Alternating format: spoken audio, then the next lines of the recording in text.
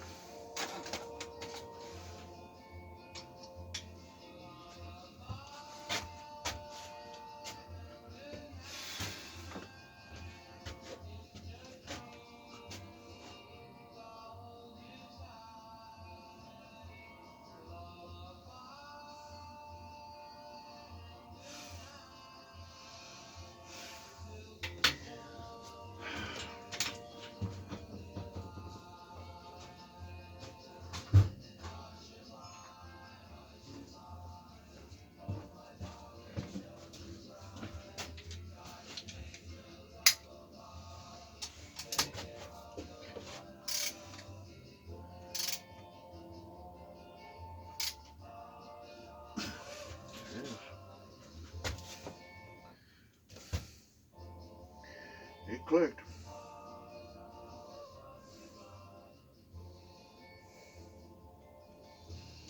And 5 more pounds.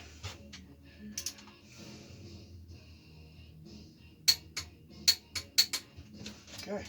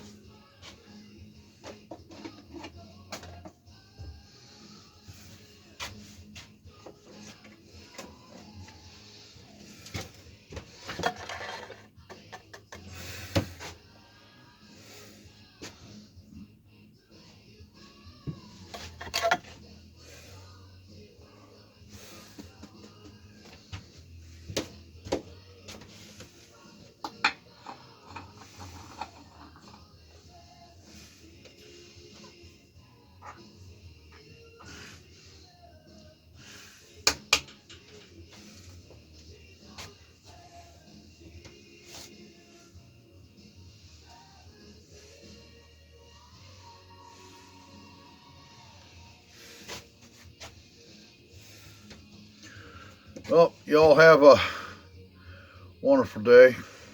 That's a crank installation for Big Block Chevrolet that we're building. Alright, so there it is. You saw it here. You saw it done. How we do it. Now I got to dial in the cam and once you get all the pistons in it and everything like that. So y'all have a blessed one. Hope you enjoyed watching it. I use ARP products. Well, it's backwards on here. So that would be a product for Big Block Chevrolet.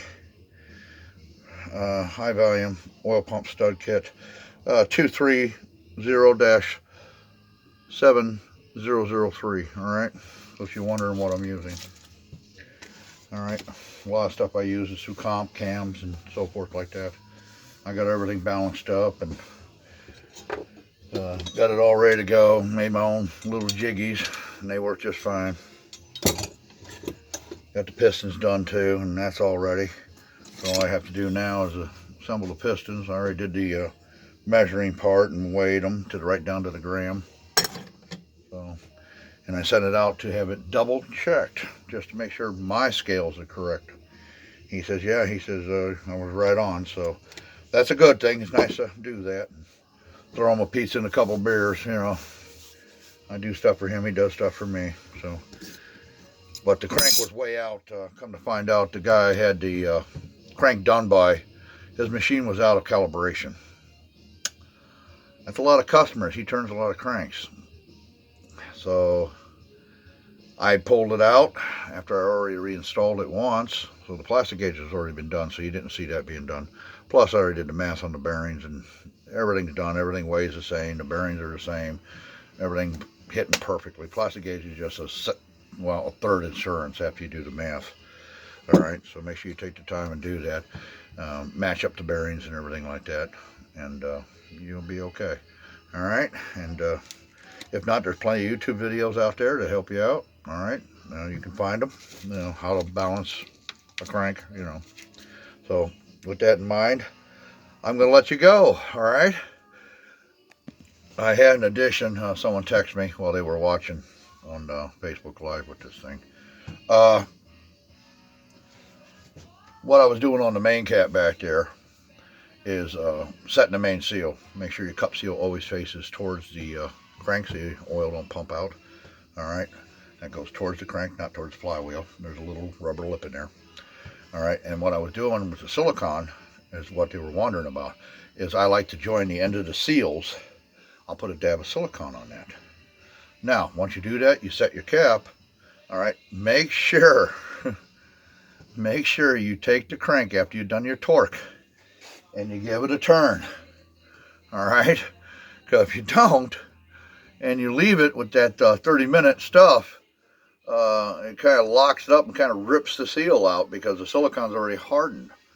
So if you don't do that, it wipes it off, so that way you can do it. So make sure you turn the crank a few times. You got enough lubrication in there when you assemble it. You see how much I use, quite a bit.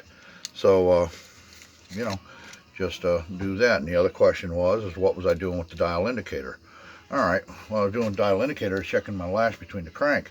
There's a clearance mark in there, from 5 to 8 thousandths. And that's the end play from the crank that balances between the engine as it runs, all right? You want a certain dimension in there. Some of the tighter racer engines run 3 to 6, I believe. This is going to be a street beast, so it's fine to where it's at. It's within tolerance. And that's about it. And what I did with the hammer is I kind of set the bearing a little bit. Sometimes you have to set the bearing, the main thrust bearing, we call it. You give it a little tap one way and give it another tap another way, and it'll actually take the ears of that bearing and set it closer to the block, and it sets it to the crank. It's a good practice to do. Just don't slug it, all right? You just have to give it a good little love tap. That's it, and it kind of sets everything, all right? It's real simple to do. It's a little trick we do. And that way we know what actual measurement we actually got. Or you can check it the old-fashioned way with a feeler gauge.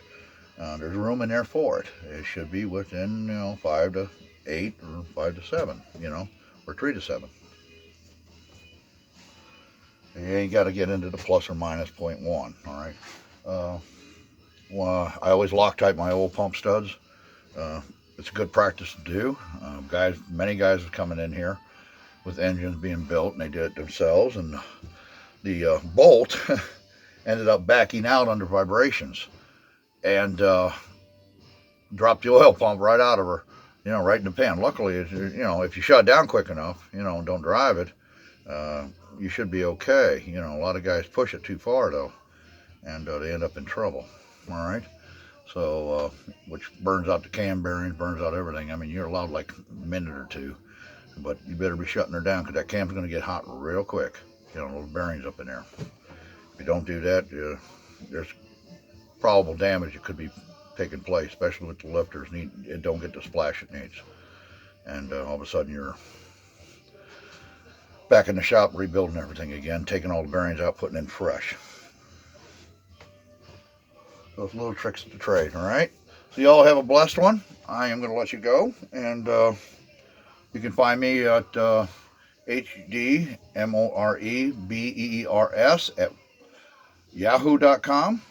Okay, you can find me there, and send in your questions, because I do answer some of them sometimes, and within reason, and nasty ones I try to avoid, and I don't claim to be a professional. I've just been doing this long enough. I kind of know what I'm doing, I've worked through different shops and things like that.